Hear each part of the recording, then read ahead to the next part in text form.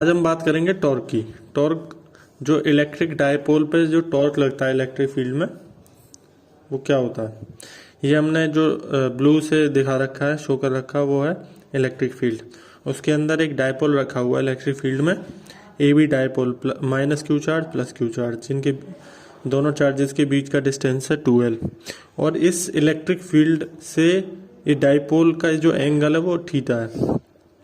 अब इस electric field में डायपोल पे कुछ फोर्स लगेगा। इस चार्ज पे फोर्स जो लगेगा वो इधर की तरफ लग रहा है, और इधर वाले चार्ज पे जो फोर्स लग रहा है वो इधर की तरफ लग रहा है। ठीक है, तो when an electric dipole is placed at an angle theta in a uniform electric field, तो जो इलेक्ट्रिक डायपोल होगा वो टॉर्क एक्सपीरियंस करेगा। अब टॉर्क होता क्या है, आपने देखा होगा कि जब हम गेट को खोलते हैं या बंद करते हैं तो हम हैंडल पे पुश करते हैं, फोर्स लगाते हैं हैंडल पे।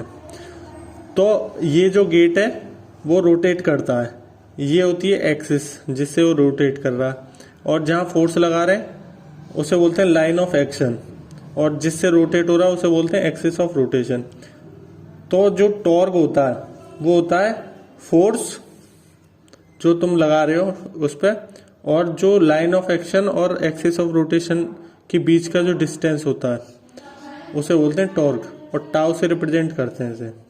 Torque equals to force into distance, distance किसके बीच का, एक्सिस ऑफ रोटेशन और लाइन ऑफ एक्शन के बीच का। तो torque equals to force into perpendicular distance between line of action and axis of rotation. तो इसमें लाइन ऑफ एक्शन जो है, फोर्स कहाँ लग रहा है, इस पॉइंट पे लग रहा है, इस पॉइंट पे लग रहा है, और एक्सिस ऑफ रोटेशन ये है।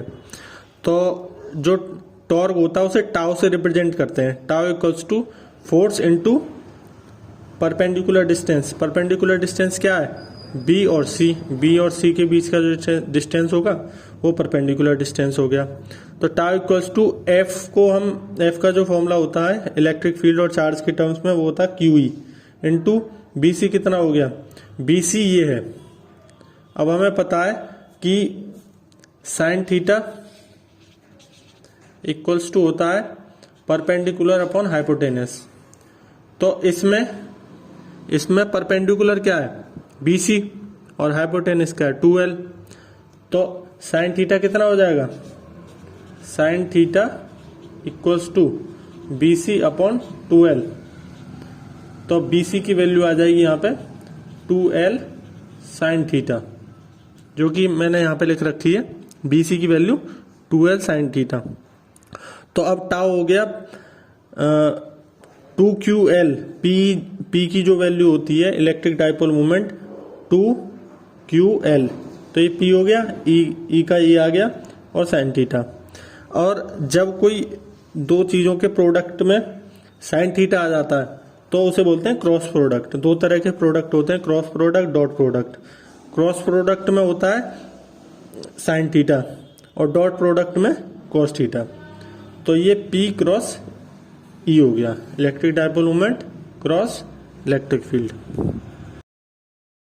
जो डायरेक्शन होगी टॉर्क की वो हमेशा परपेंडिकुलर होगी डायपोल की डायरेक्शन, डायपोल मोमेंट की डायरेक्शन से और इलेक्ट्रिक फील्ड की डायरेक्शन से। अब हम देखेंगे केसेस। पहला केस है कि इलेक्ट्रिक डायपोल को जब हम इलेक्ट्रिक फील्ड के पैरेलल रखते हैं, तो जब पैरेलल रखेंगे तो इसमें ये डायरेक्शन है इलेक्ट्रिक फील्ड की। अब ये डायपोल ऐसे रखा हुआ है, ऐसे।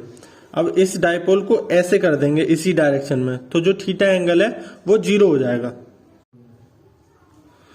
तो अगर 0 हो गया तो थीटा, तो tau equals to PE sine 0 हो जाएगा, और साइन 0 की जो वैल्यू होती है वो होती है 0। ठीक है, साइन 0 की वैल्यू 0 होती है, तो टाउ 0 हो जाएगा। तो ये जो कंडीशन होगी उसे बोलते हैं स्टेबल इक्विलिब्रियम। जब सबसे कम एनर्जी, लोएस्ट एनर्जी स्टेट होती है उसे स्टेबिलिटी बोलते हैं। ठीक है, तो टाउ भी एक तरह से एनर्जी हो गया, तो ये स्टेबल इक्विलिब्रियम में आएगा जब टाउ 0 होगा। ठीक है, केस 2 में हम क्या कर रहे हैं, इलेक्ट्रिक डायपोल को हम परपेंडिकुलर रखेंगे इलेक्ट्रिक फील्ड के। तो यहाँ पे इलेक्ट्रिक डायपोल जो है वो ऐसे रखा हुआ है थीटा एंगल पे। अब इसे हम ऐसे कर देंगे, मतलब सीधा इस तरह से, और जो इलेक्ट्रिक फील्ड की डायरेक्शन है वो इस तरह से है, तो ये 90 डिग्री का एंगल बना देगा इसके साथ। तो जब 90 डिग्री का एंगल हो जाएगा तो थीटा इक्वल्स टू 90, तो tau equals to P E sine 90 हो जाएगा, और साइन 90 की जो वैल्यू होती है वो होती है 1, तो टाउ इक्वल्स टू पीई।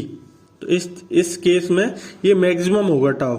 तो मैक्सिमम जब एनर्जी होती है तो अनस्टेबिलिटी आती है, इसलिए ये कंडीशन होगी अनस्टेबल इक्विलिब्रियम की।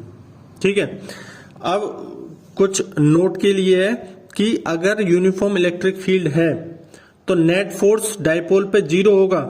क्यों होगा 0? क्योंकि ये जो फोर्स है इस चार्ज पे लग रहा है इधर की तरफ, और इस वाले चार्ज पे लग रहा है इधर की तरफ, तो इसकी जो डायरेक्शन हो गई वो अपोजिट हो गई। ठीक है, तो इस हिसाब से ये एक दूसरे को कैंसिल कर देगा, इसलिए नेट फोर्स 0 हो जाएगा। बट ऐसा जरूरी नहीं है कि टॉर्क भी डाइपोल पे वो 0 हो। ठीक है, अगर नेट फोर्स 0 है तो टॉर्क भी 0 हो, ऐसा जरूरी नहीं है। ठीक है, नॉन यूनिफॉर्म इलेक्ट्रिक फील्ड में क्या होता है, ना तो नेट फोर्स 0 होता है ना ही टॉर्क 0 होता है।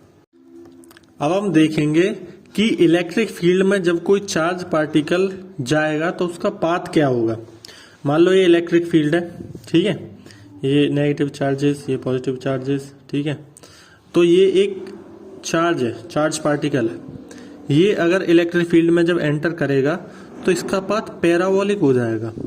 ठीक है, तो when a positive charge particle travel in electric field with velocity v, तो जो डिस्टेंस ट्रेवल्ड होगा उसका x डायरेक्शन में इन t सेकेंड्स, वो हो जाएगा x equals to v into T. हमने पढ़ा है speed equals to distance upon time होता है। ठीक है, तो s डिस्टेंस, x इसमें डिस्टेंस है।